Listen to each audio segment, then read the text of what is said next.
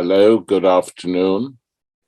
My name is Tariq Ali, and I'm going to talk about the situation in Afghanistan and the war that came to an end last August. The first thing to understand is that it's important to remember that prior to the NATO invasion, occupation of Afghanistan in 2001, Afghanistan had been occupied by the Soviet Union, the name of Russia before the collapse of communism, for 10 years. This 10-year occupation had begun in 1979, December, the last week of December 1979, and carried on till December 1989. And the aim of the Russians was to keep the left-wing government in Afghanistan in power as long as possible, to get rid of the more unruly elements. And they thought the only way to do it was to have troops on the ground so they could control the situation better. At the same time, we now know, because all these facts have come into the public domain, the United States drew the Russians into Afghanistan through a series of provocations and convinced them that they had to intervene to save their government.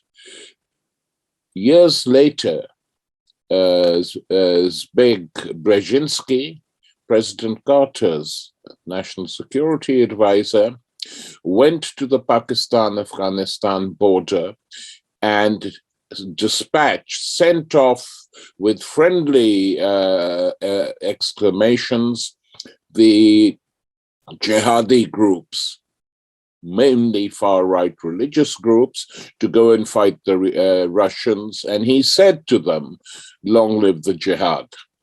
So the trouble in Afghanistan, which began in 1978 with the left-wing coup d'etat, sustained by the Russians from 79 onwards, that first phase came to an end in 89 with the Russian withdrawal. For a few years, the different groups who had fought against the Russians now fought against each other.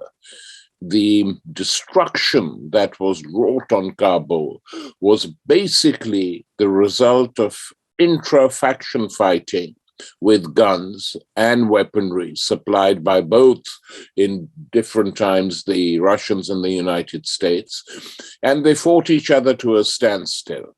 And it was at this stage that the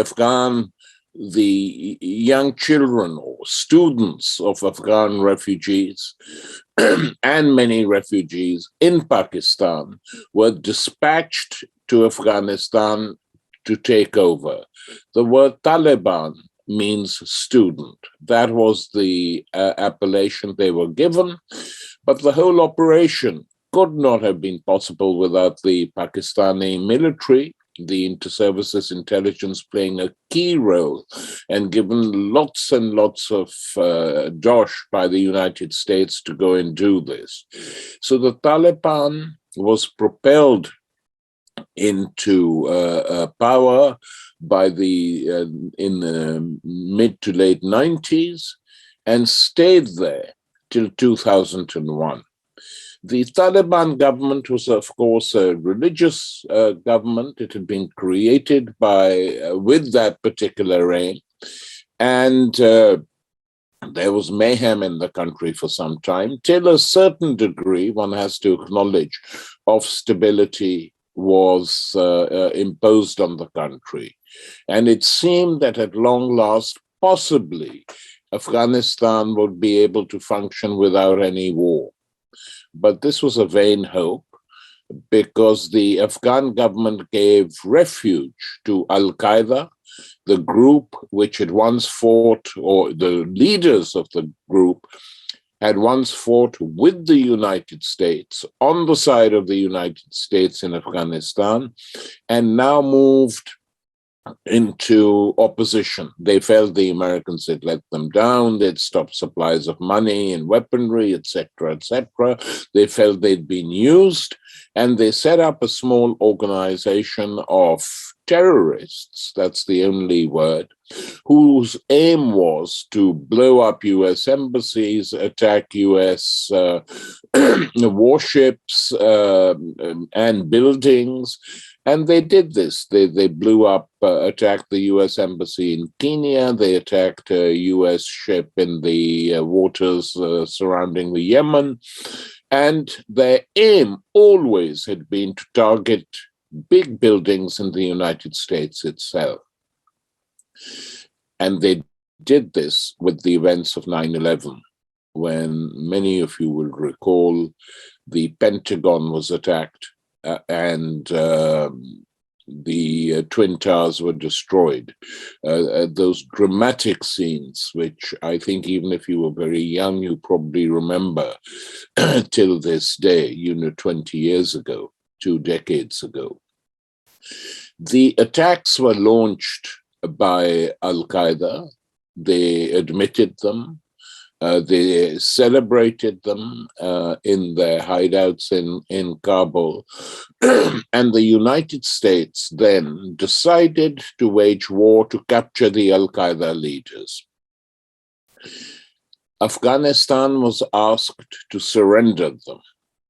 The Afghan government, its position was interesting. It didn't say no. It said, could we see some evidence that it is Al-Qaeda? And the United States, as is the wont of great big powers, imperial powers, said, no, we can't waste any time. Hand them over, we're going to come in. And while the Taliban government was making up its mind, the United States, after a 2-week delay, after 9/11, went and took Afghanistan. The advice given by the Pakistani military to the Taliban government and its supporters was, do not resist, do not fight, you will be wiped out if you do, go back to your villages, come to Pakistan if you have to, and just stay calm. Your time will come again if the occupation is bungled. It was intelligent advice from their point of view. And so the Taliban disappeared, or so it seemed. Many did come to Pakistan. Others stayed, went back to their villages, and within a few years, the occupation had begun to go wrong for the following reasons. A, and this should be understood, no people, whatever the color of their skin, whatever their religion, like being occupied. No one likes it. It's a natural thing. So there was opposition from the beginning, but it wasn't clearly expressed in any shape or form. But within 5 years, 4 to 5 years, a resistance had begun, started by the Taliban and slowly spreading. And this resistance got support because of the huge number of bombs that were dropped on innocents in Afghanistan.